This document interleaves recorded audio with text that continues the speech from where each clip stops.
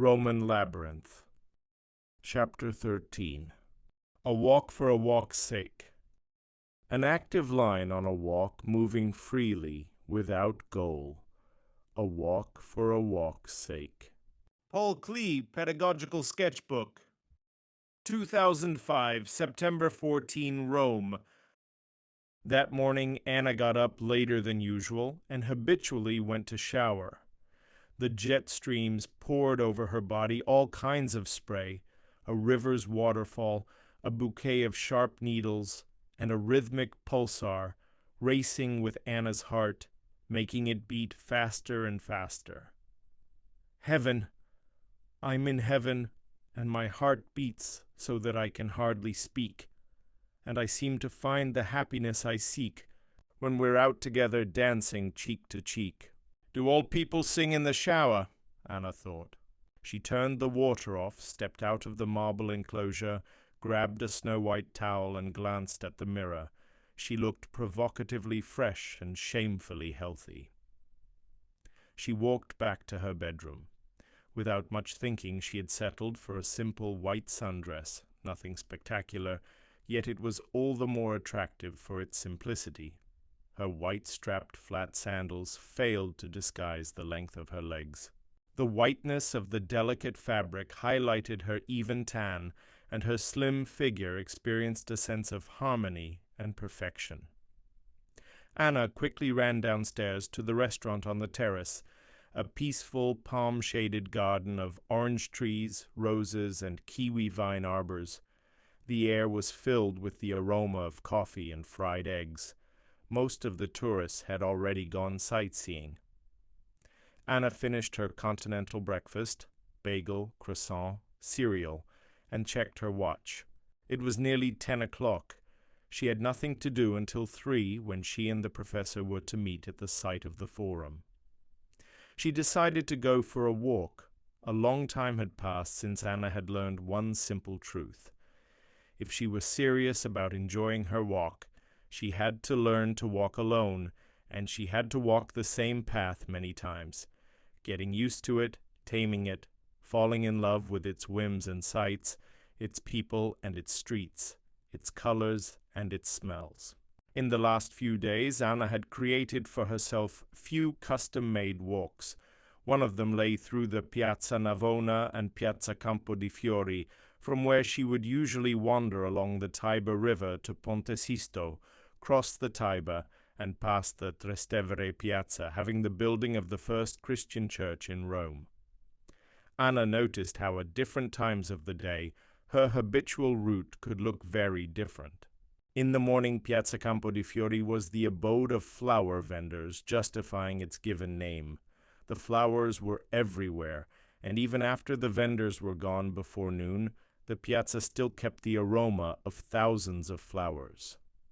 At midday, the piazza would turn into a popular, lively market, and at evening the young people would flood the piazza. As Anna discovered, it was surrounded by nightclubs and pubs. Anna would quickly pass those by.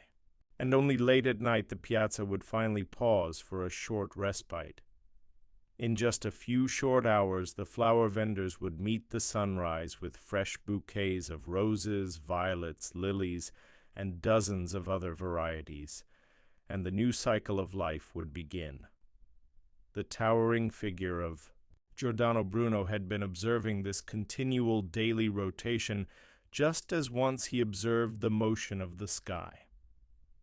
Anna remembered from school that it was his heliocentrism that outraged the Roman Inquisition, who consequently burned Giordano Bruno alive at the very spot his monument stood, now defiantly facing the Vatican.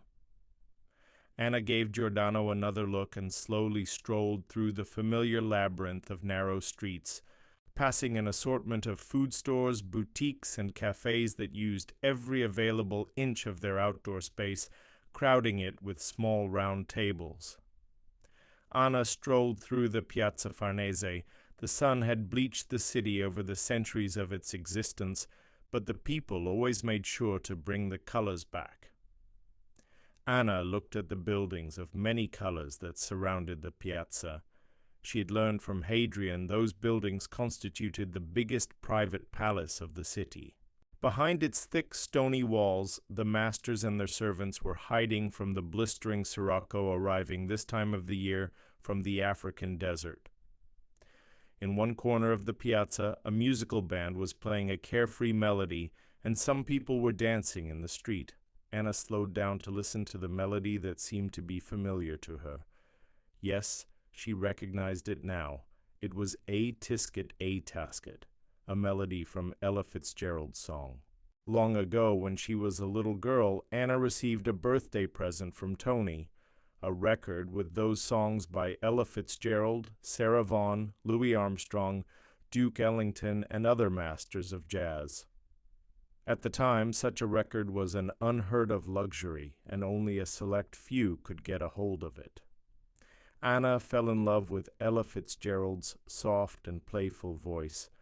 She remembered listening to it in her grandparents' house in their village, where she would open the window to the garden, letting the fragrant air float up into her room, and the sounds of music float out. Anna would lie on her soft, homemade feather mattress, listening to the music born on the other side of the globe by people of a different color, speaking a different language, living in a different world. That was one of her first cosmopolitan experiences, and now she heard it echoing while listening to the old Southern melody that for Anna forever linked to the little Russian village. Anna smiled as she remembered the wonderfully melodious voice of Ella Fitzgerald reciting the words of the children's song. A tisket, a tasket, a green and yellow basket. I sent a letter to my love, and on the way I dropped it. Anna would walk down the narrow, barely visible path in the tall grass of the Ryazan's meadow with her homemade basket.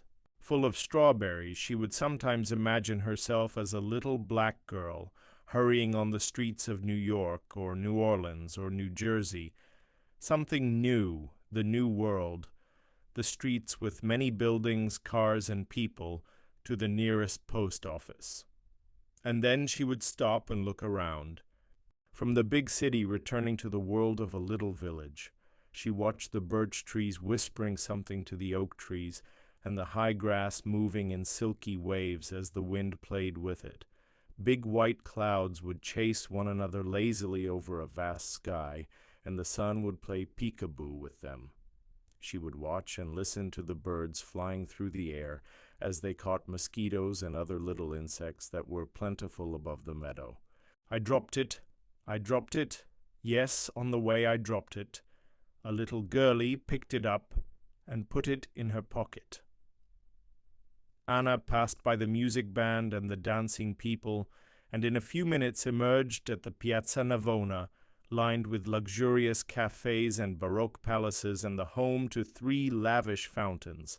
Anna remembered from Hadrian's lectures that centuries ago the piazza was flooded and used for aquatic games and staged naval battles. The piazza still retained its oval shape. It was the most Baroque of the Roman piazzas, Hadrian told her once. And did you know, he addressed her with a question, that Baroque originated here in Rome as the reaction to the advance of Protestantism? By presenting the content of faith in a visual manner, it emphasized the need to venerate them, and it accentuated the separation of clergy from unsophisticated laity. Idea precedes and shapes an architectural form. At the center splashed the fountain of the rivers.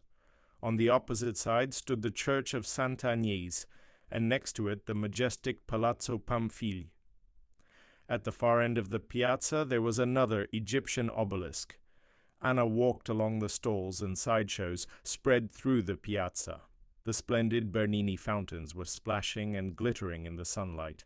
She stopped in the promenade to look at the 4 magnificent old men in stone. Anna had read in a tourist book they represented 4 rivers of the world. She didn't know what it meant, and she forgot to ask Hadrian.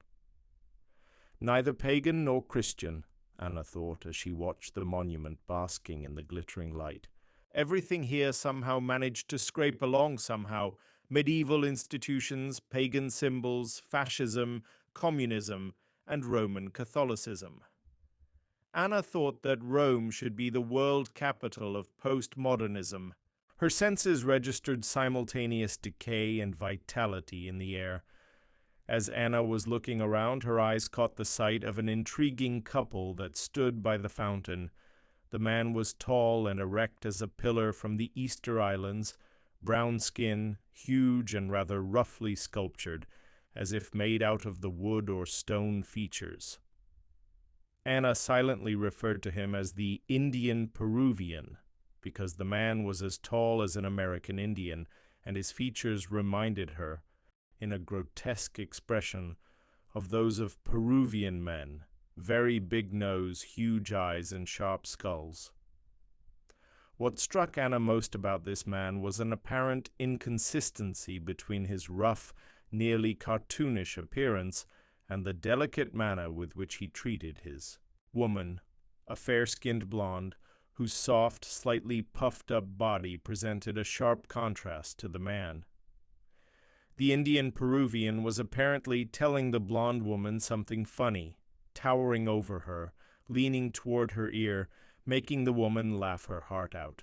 Simply watching the couple from a distance was a lot of fun. Suddenly, Anna felt her purse snatched from her hands. A young man of African descent had grabbed it, and in a split second was already running towards one of the small side streets. He was very thin, and had incredibly long legs, the ones of the untrained Olympic champion. As Anna watched his figure running, bare legs flying in the air without stumbling, she was stunned. She was also frightened. Like the other time in Moscow, she didn't utter a scream. She stood in the middle of a piazza, and people were staring at her and at the robber. Apparently it was a rather customary and entertaining scene in Rome. "He stole my purse!" Anna cried, half surprisingly, half defensively. "Help!" she finally demanded, and then yelled, "He's got my purse!" In her purse were her passport, money, and a credit card. And although Anna's passport was a fake, she couldn't afford to lose it. As Anna cried for help, she thought she noticed a white silhouette taking off after the robber, and then disappearing into the crowd. Anna stood frozen for a minute, looking in the direction of the purse snatcher's disappearance. People, in the meantime, lost their interest in Anna and what happened to her. One elderly American couple approached her, sharing the story of their own misfortune. They were robbed on this very piazza in the exact manner 2 days ago. "Don't bother going to the police," they advised in the end. "It's a waste of time. They are all mafiosi here. Go straight to the embassy." Anna sat on the edge of the fountain and put her hand into the clear water. She was a lousy spy. She didn't learn anything about the maze from the professor, and she had lost her purse, in exactly the same manner as before.